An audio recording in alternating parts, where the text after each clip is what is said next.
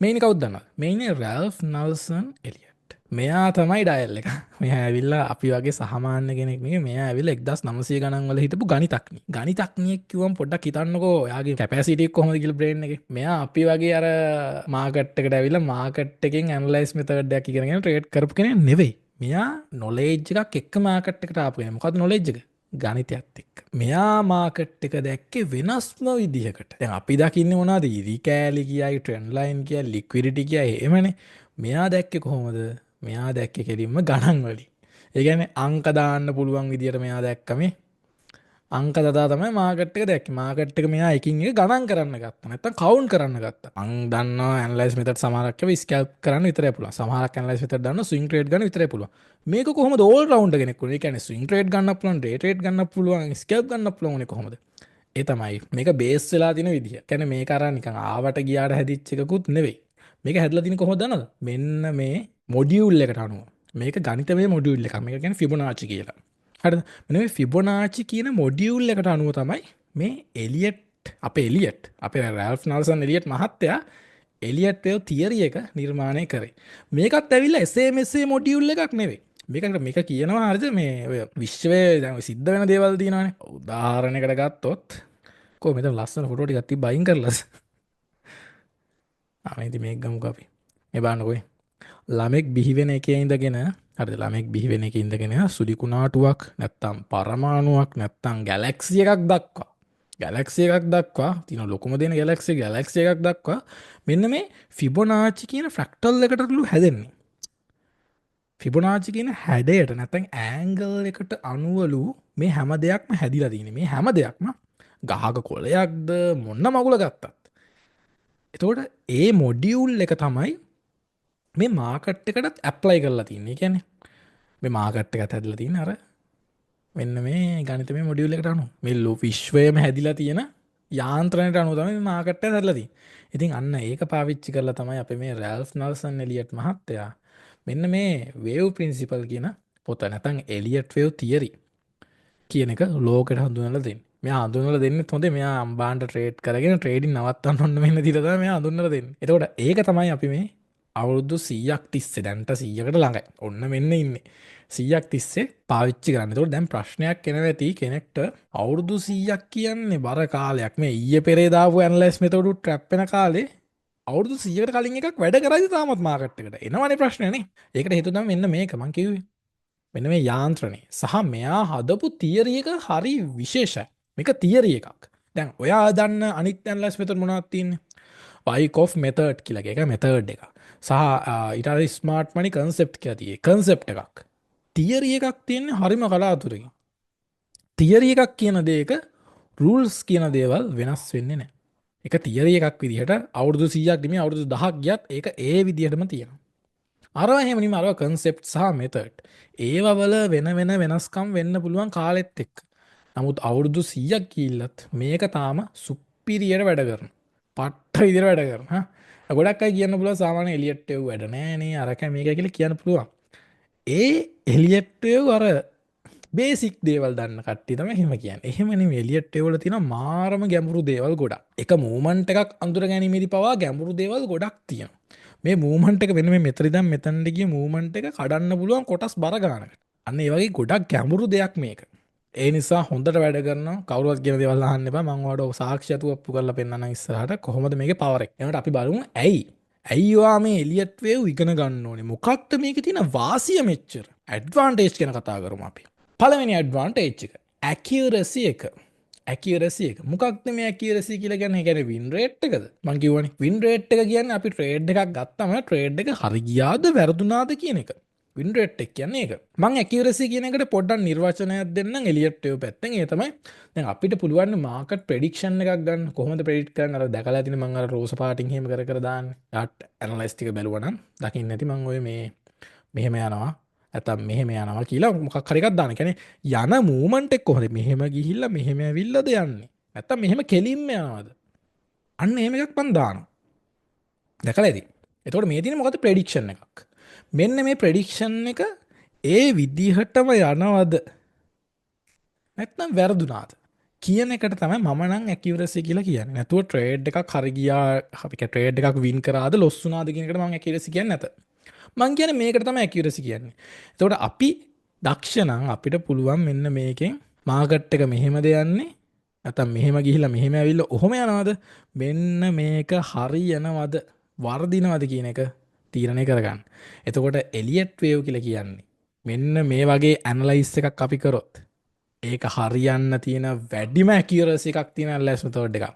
සාමාන්‍යයෙන් මාස්ටරින් Elliot trader කෙනෙක්ට කියන්නේ ෆුල් කම්ප්ලීට්ලි ආයි මාකට් එක දැක්ක ගමන් කියන්න පුළුවන් වෙන ලෙවල් එකට ආවට පස්සේ එයාගේ ඇකියුරසි සාමාන්‍ය 94ක් විතර වෙනවා.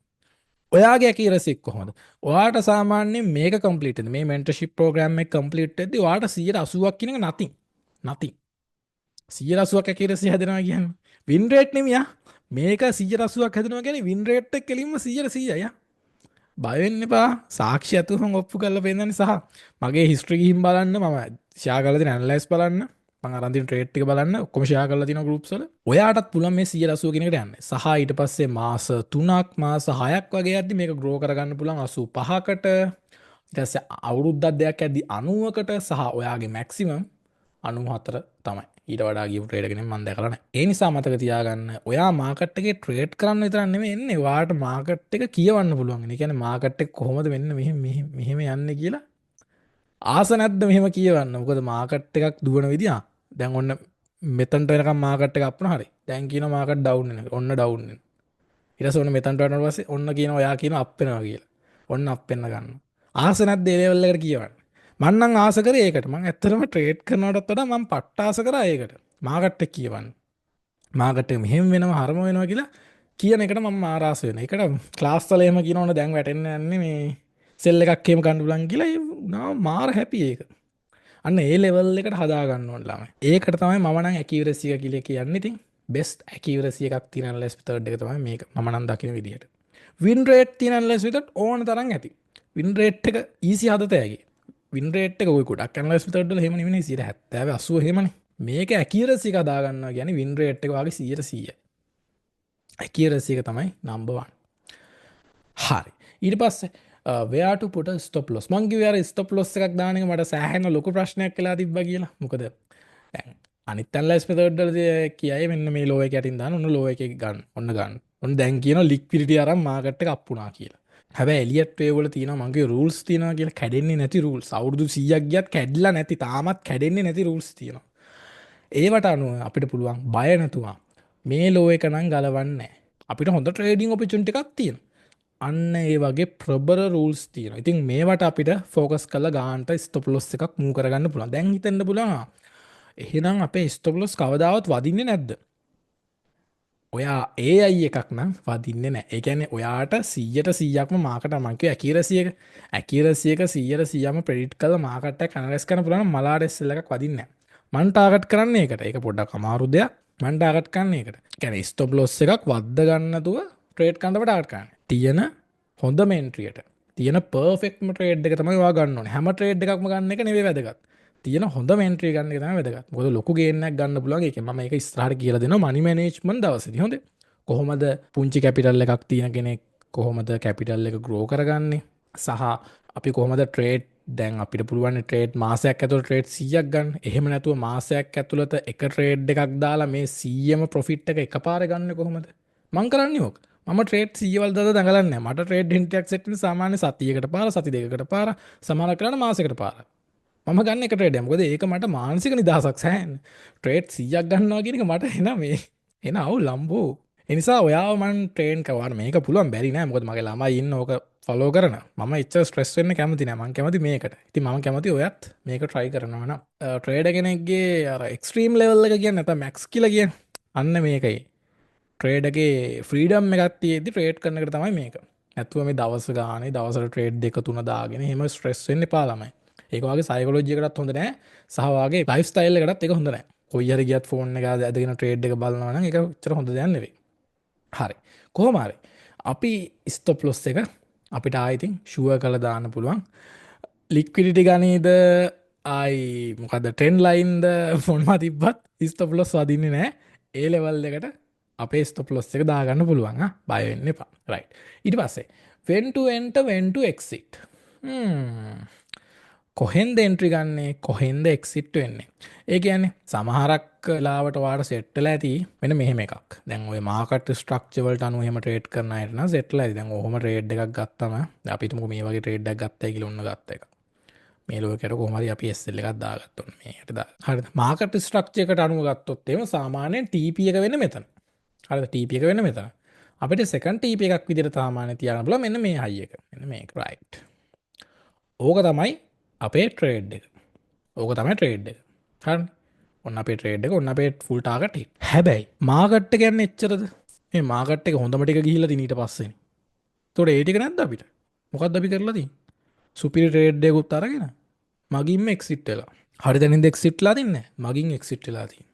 වැරදි නේද? මොකද තිබ්බ හොඳම ඔපචුනිටි එක තමයි මේ අපි අපරාධේ මගින් ගලවගෙන තියෙන්නේ. අන්න ඒකයි වැදගත් වෙන්නේ. හරියටම ට්‍රේඩ් එකකට එන්ට්‍රි ගන්න කොතනද? when to enter සහ when to exit. ඒ කියන්නේ මාකට් එක දැන් මේ ට්‍රේඩ් එක දැන් ඉවර මෙතන නෑනේ. මෙතනින් ඉවර නම් මෙතනින් පස්සේ මාකට් එක හැරෙන්න බෑ නෑ. ගිහිල්ලා දිනවා තව. අන්න ඒ එක්සිට් එක කොතනද? ඒ කියන්නේ මේ මාකට් එක හැරෙන තැන කොතනද? අන්න එතන කෙලින්ම අපිට හොයාගන්න පුළුවන් වෙනවා. මෙතනින් ට්‍රේඩ් එන්ට්‍රි ගනිද්දිම ඔයාට පුළුවන් මෙන්න මෙතන තමයි ඊළඟ අපේ TP එක වෙන්න ඕනේ. අන්න එහෙම හොයාගන්න. දැන් හිතන්නකො කෙනෙක්ට හිතනවා කියලා හරි මෙච්චර උඩ යන්න බෑ. මේ කීයද මේ ලක්ෂනේ? හරි. කෙනෙක්ට හිතනවා බිට්කොයින් ලක්ෂයට යන්නේ නෑ. මේක මේ වැරදිලාද කොයිද පෙන්වන්නේ? අපි හිතමුකෝ එහෙම හිතනවා කියලා හරි. දැන් ඕන මම කලින් කිව්වා මාකට් එක කියවන්න පුළුවන් අපිට මේ වෙන මූවමන්ට් කියවන්න පුළුවන් කියලා. එතකොට අපි හිතමුකෝ ඇත්තටම ලක්ෂයට යන්නේ නෑ කියලා. ඒක ඔයාට මාකට් එක මෙහෙම දුවද්දිම අඳුරගන්න පුළුවන්. දැන් ඔයා TP එක ලක්ෂයට දාගෙන ඉන්නවා ඇත්තටම ලක්ෂයට යන්නේ නැහැ. ඔයාගේ ස්ටොප් ලොස් වදින්නේ නැහැ. ඔයාට හරිම තැනින් එක්සිට් වෙන්න පුළුවන්. මොකද මේ මාකට් එක ඇතුලේ යන මූවමන්ට් එක පවා අපිට කියවන්න පුළුවන් නිසා. ඒ නිසා මම කියනවා කොහෙන්වත් ස්ටොප් ලොස් එකක් වදින්න chance එකක් ඉතුරු වෙන්නේ නැහැ මේකෙදි. මම ඒකයි මේකට පට්ට ලව් කරන්නේ. කොහෙන් හරි බේරෙන්න පුළුවන්. හරිද? තේරුණා නේ කීප එක? අපි TP එකක් දාගෙන ඉන්නවා මෙතන කියලා. හැබැයි ඇත්තටම ලක්ෂයට ගියේ නැත්තම් අපිට ඒක පවා කලින් අඳුරගන්න පුළුවන්. දැන් ගොඩක් අයට එහෙම නෙමෙයි. ගොඩක් අයට දැන් අපි ලක්ෂයකට කරන් ඉන්නවා ළඟටම ගිහිල්ලා හැරලා එනවා. හැරලා ආවට පස්සේ තමයි අඳුරගන්නේ අයියෝ හැරුණානේ කියලා. හැබැයි කලින්ම අපිට අඳුරගන්න පුළුවන් මෙතනින් හැරෙන්න පුළුවන් කියලා. එන්ට්‍රි එක ගැන කිව්වේ නෑ මම එක්සිට් එක ගැන කිව්වා. හරි ලක්ෂයේ එන්ට්‍රි එක. මොකද්ද මේ එන්ට්‍රි එකේ තියෙන වැදගත්කම? ඔයාලට පේනවද? ඔයාලට පේනවද? අපි එන්ට්‍රි ගත්ත තැන හරි. අපි හිතපු පැත්තට මාකට් එක ගිහිල්ලා තියෙනවා. ඔන්න දැන් ඔයා හැපි එකේ ඔන්න ඔයාගේ ට්‍රේඩ් ටික ප්‍රොෆිට් වෙනවා. එක පාට මොකද වෙන්නේ? මාකට් එක කඩන් වැටෙනවා. ඔයා එන්ට්‍රි ගත්ත තැනටත් වඩා පල්ලයක්. මෙතනදී මොකද වෙන්නේ? අයියෝ ආපු ගානක් නැති වුණානේ. දැන් මගේ ට්‍රේඩ් එකේ ස්ටොප් ලොස් වදීද? ඉස්සෙල්ලා මට ක්ලෝස් කරගන්න තිබ්බා මෙතනට ගිය වෙලේ. ඔහොම හිතෙන්නේ නැද්ද? හිතුන්නේ නැත්නම් මනුස්සෙක් වෙන්න බෑ. අනිවාර්යෙන්ම හිතනවනේ. ඊට පස්සේ මොකක්ද හිතන්නේ? ටක් ගාලා උඩට ආපු ගමන් අර ගානටවත් ගිය ගමන් ක්ලෝස් කරගන්න ඕනේ කියලා මගින් ක්ලෝස් කරනවා. අපරාධිතින් ට්‍රේඩ් එක. ඇයි ඒ? ඔයාගේ සයිකොලොජික වටනවා මෙතනදී. මොකද්ද වටන්නේ මේ? මෙතනින් ට්‍රේඩ් එක අරගෙන එතනටත් වඩා පල්ලෙහාට මාකට් එක ආපු නිසා ඔයාගේ සයිකොලොජි ඩැමේජ් වෙනවා මෙතනදී. එතකොට ඇයි එහෙම වෙලා තියෙන්නේ? අපි එන්ට්‍රි ගත්ත දන වැරදි නිසා. හරි එන්ට්‍රි තිබිලා තියෙන කොතනද? හරි එන්ට්‍රි තිබිලා තියෙන මේ ලෙවල් එකෙන් වෙන්න පුළුවන්. හැබැයි මෙතනදී නෙමෙයි. මෙන්න මෙතනදී. ඔයා පැනික් ට්‍රේඩ් එකක් අරන් තියෙන නැත්නම් ෆෝමෝ වෙලා ට්‍රේඩ් එන්ට්‍රි අරන් තියෙන්නේ. කලින්ම අරගෙන කලින්ම ගත්ත නිසා තමයි ඒ සිද්ධියට මුහුණ දෙන්න උනේ ඔයාට. මෙතනදී ගත්තා නම් ප්‍රශ්නයක් නැහැ. SL එක පැත්තට මාකට් එක චුට්ටක් ගියා.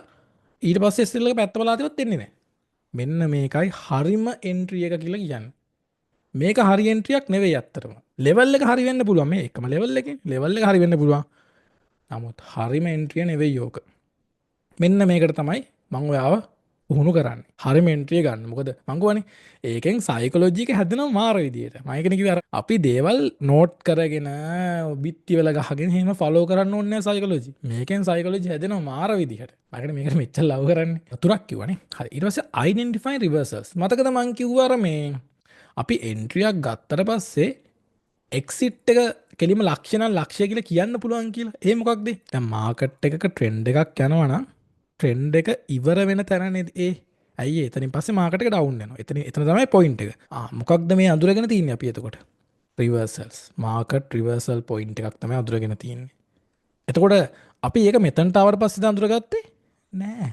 අපි ට්‍රේඩ් එක එන්ට්‍රි ගත්තේ කොතනද? මෙතන. මෙතනදිම ඊළඟ රිවර්සල් එක වෙන්නේ ඊළඟට මාකට් එක හැරෙන්නේ ලක්ෂ කියලා අපි කලින්ම ප්‍රඩිට් කල ඉවරයි.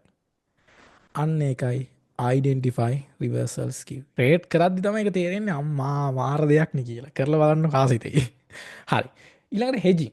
හෙජින් කියන්නේ මොකක්ද? හෙජින් කියන එක කරපු අයත් ඇති අහලා තියෙන අයත් ඇති. සාමාන්‍ය හෙජ් කරන්නේ ගොඩක් අය ට්‍රේඩ් එකක් ලොස් යද්දි ට්‍රේඩ් එක බේර ගන්න.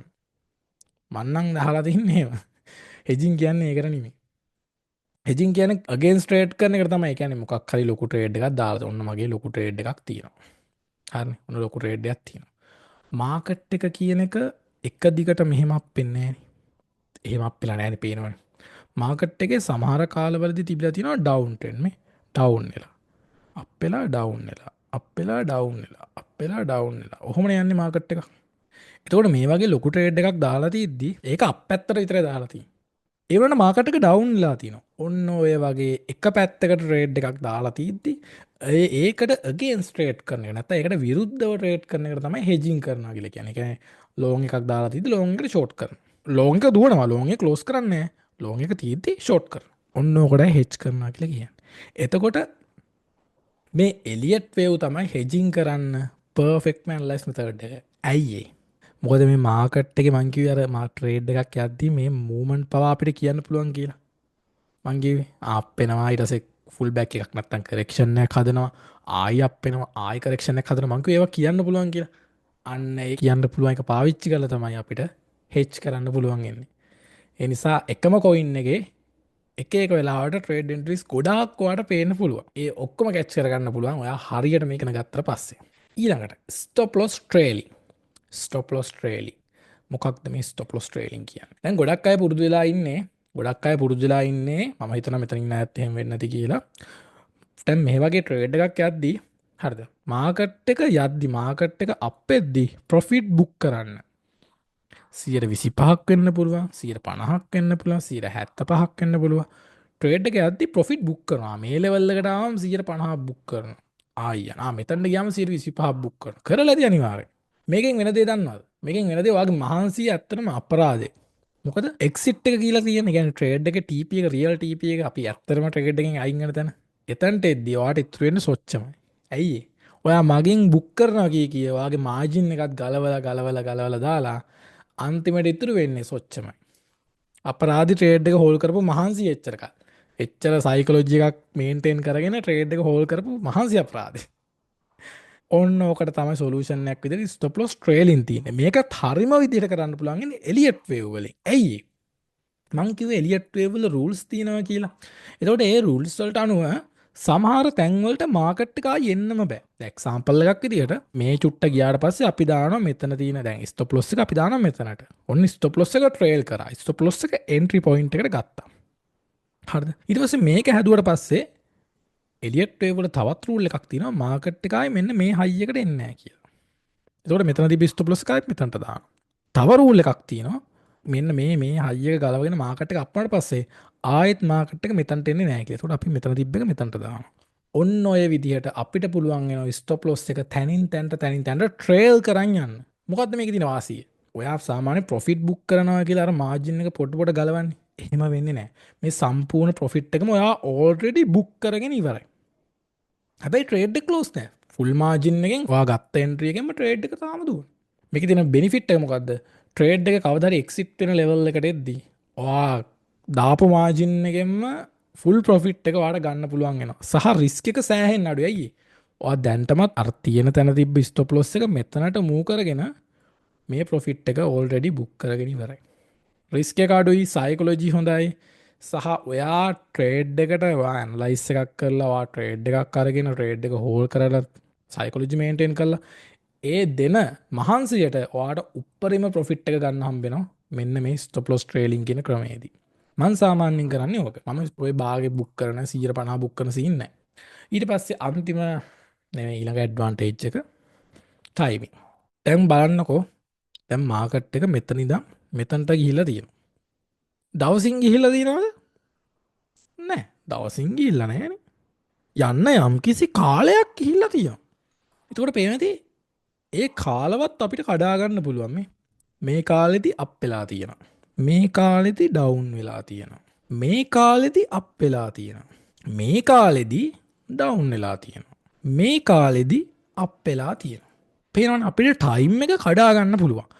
ටයිම් කැල්කුලේෂන් කරනවා කියලා කියන්නේ ඔන්න ඔහොම කඩාගෙන මේ කරෙක්ෂන නැත ෆුල් බැක් එක නැත්තම් අප්ට්‍රෙන්ඩ් එකට විරුද්ධව යන එක කොච්චර කාලයක් යනවද කියලා හොයාගන්න එකට ටයිම් කැල්කුලේෂන් කියන්නේ ඕකට. ඊට පස්සේ මේ අප් එක කොච්චර කාලයක් යයිද?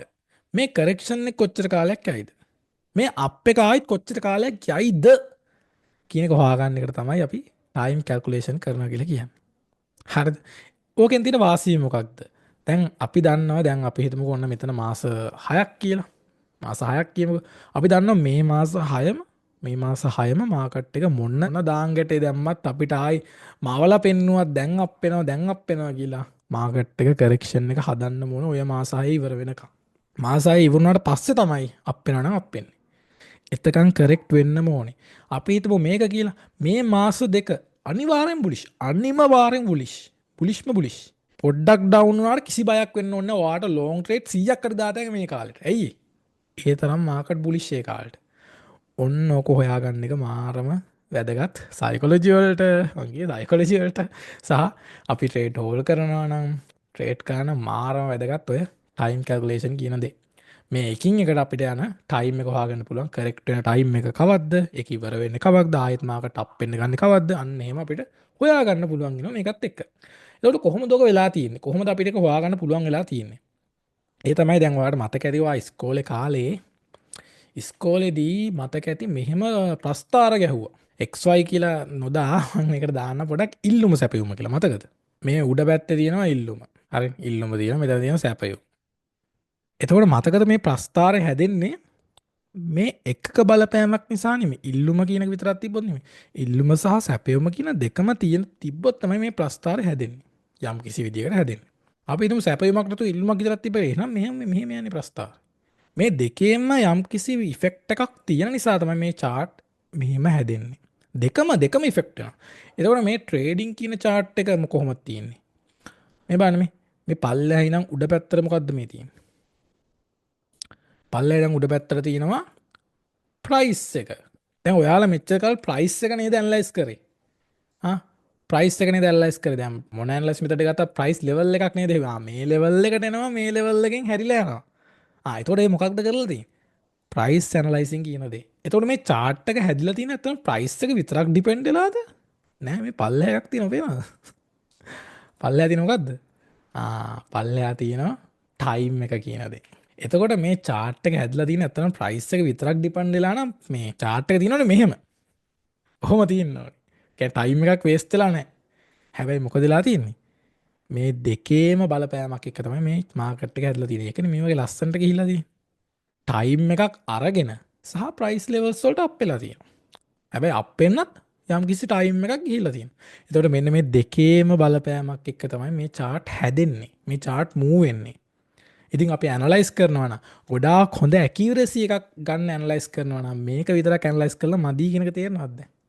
අපි දෙකම ඇනලයිස් කරන්න ඕනේ. මේ දෙකම. ඔය ටයිම් එක කියන දේ ඔයා හිතන්න බෑ අද ඊයක තිබ්බ දෙයක් කියලා. ඔක මං සෑහෙන කාලෙ කලින් ඉගෙනගෙන තියෙනවා වයිකොෆ් වලත්. වයිකොෆ් වල තිබිලා තියෙනවා සහ ICT වල තියෙනවා ටයිමින්. මේ ටයිමින් කියන දේ හැම ඇනලයිස් මෙතඩ් එකකටම තියෙනවා. පොදුයි. හැබැයි ඔය ගොඩක් අය දන්නේ නැහැ. සමහර ඇනලයිස් මෙතඩ් එලිපිටම තියෙනවා. හැබැයි මාරම සීක්‍රට් එකක් විදිහට තමයි ඔක තියෙන්නේ. ඇයි ඕක දැනගත්තොත් ඉතින් මාකට් එකේ කීයක හම්බුණා වගේ තමයි වැඩි. මොකද මේ දෙකම හරියට ඇනලයිස් කරගත්තොත් මාකට් එක කියවන්න පුළුවන් වෙනවා ගානට. අන්න ඒක නිසා මේ එලියට් ටේබල් ටයිමින් තිබ්බේ දවස්වලින් තමයි.